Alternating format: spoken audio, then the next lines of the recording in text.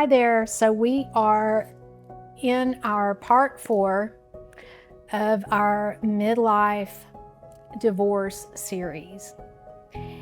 And I'm not sure if this is the last part, but it depends on how much we get through with what I'm talking about now.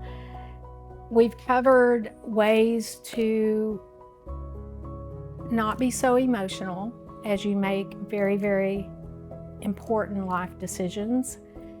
And we've talked about not making impulsive decisions that you might regret later in part 2. And in part 3, we talked about how the division of assets and how not to waste money, because time is money, and attorneys' calls and emails cost money. So the more that you can work out before you're forced to interact with attorneys back and forth, that's one way that you can make sure that you don't overspend, because you may need that money later. If anything you can do without the help of them, and the more that you can just provide to them that both parties have agreed on things, the less money you'll spend and the more money you'll have when you need it later. This part 4 is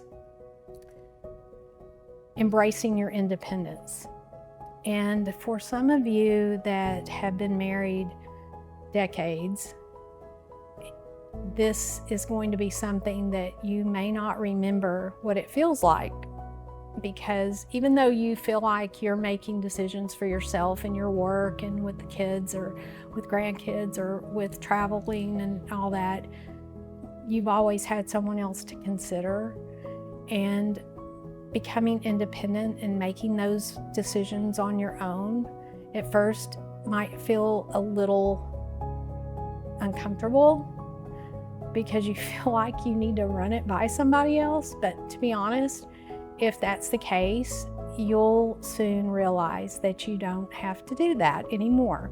And you'll become happier in your day-to-day life once you realize that you can simply decide where you want to go and what you want to do and what money you want to spend or save, how you want to invest, and all of these things that you were so worried about going through the divorce with, and how were you going to handle all this on your own.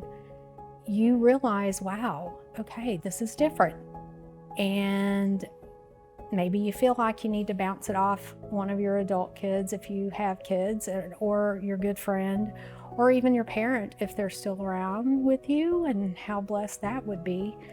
And you also understand that it becomes easier and a little fun at times to discover the things that you had forgotten that maybe you even enjoyed doing or being a part of, because you finally can make that independent decision yourself. If you want to leave a job and take a different job, it's your call. You are the only one that's going to have an impact on that change. So you only have to consider you. If you want to live in another area, different town, different state, abroad, it's your choice. You can do what you want at that point.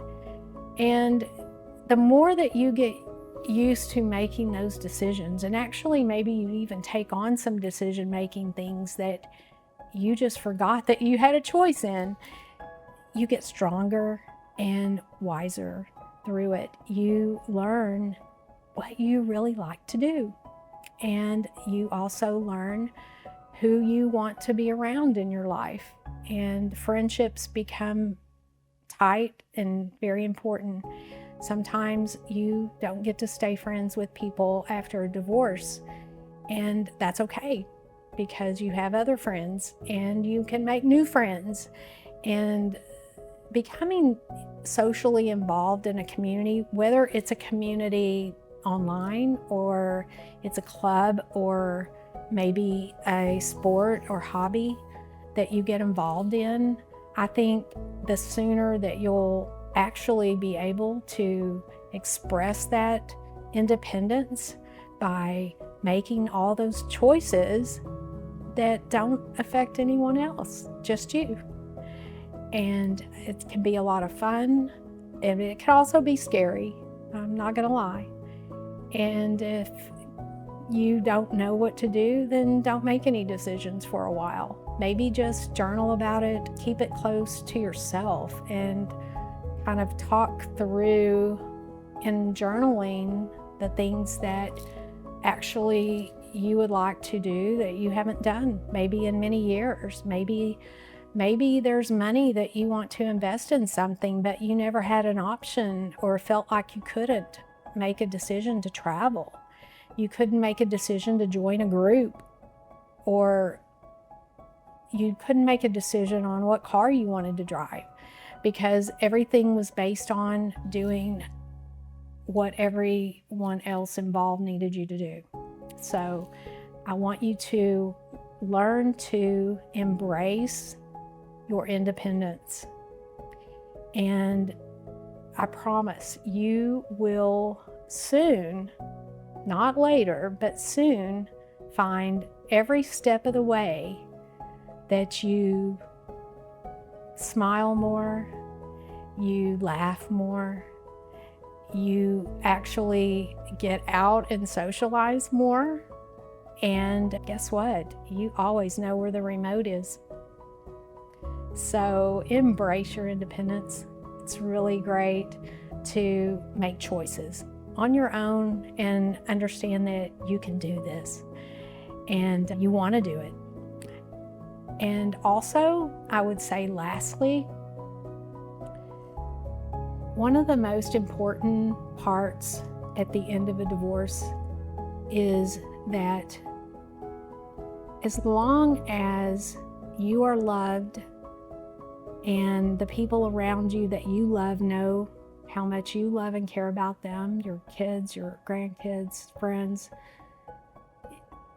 that is by far the most important part of the outcome of a divorce.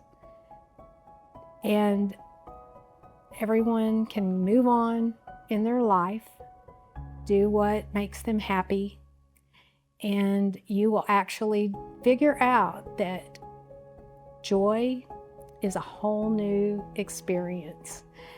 Joy is a step above happy, if you will. And you will get there. I promise you will.